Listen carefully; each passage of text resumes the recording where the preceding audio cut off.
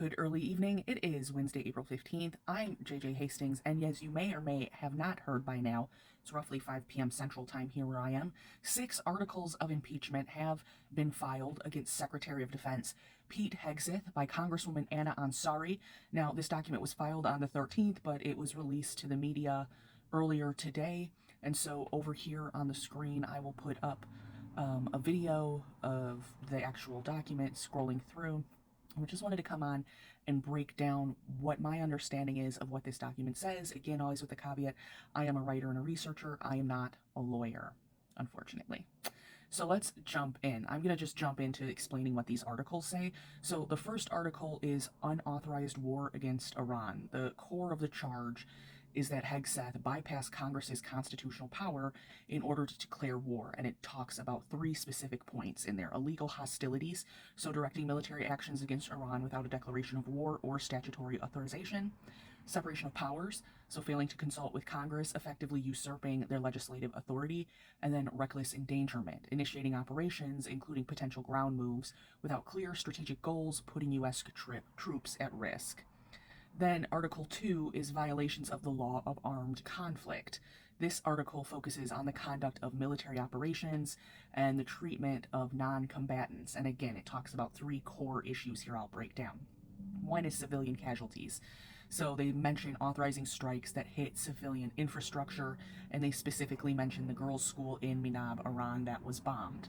They talk about illegal tactics like the double tap strikes, which is hitting a target twice in quick succession, which often strikes first responders. And then unlawful commands. So in his statements, Pete Hegseth allegedly stating U.S. would give no quarter or no mercy or no taking of prisoners in this war, which is a violation of the Geneva Conventions. Article 3 is about mismanagement of classified information and focuses mostly on operational security and things like digital discipline. So 2 big things here that stick out is those unsecured communications.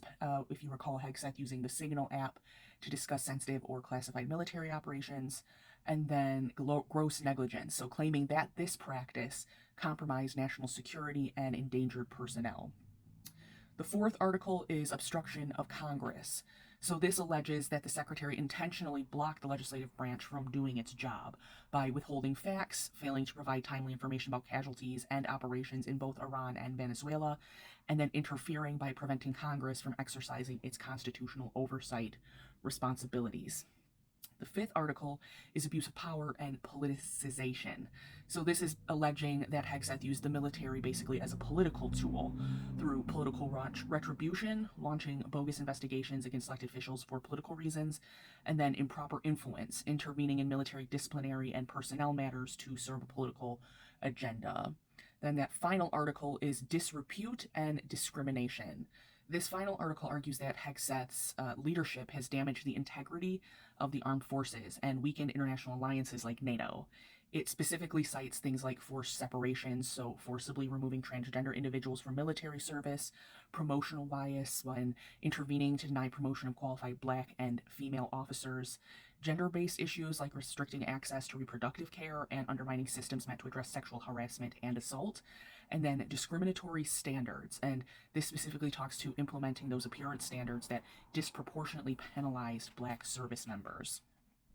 It then concludes that they feel these actions constitute a betrayal of trust and a dereliction of duty, asserting that Hegseth warrants impeachment, trial by the Senate, and removal from office. So, like many of the things moving through right now, will this get any traction?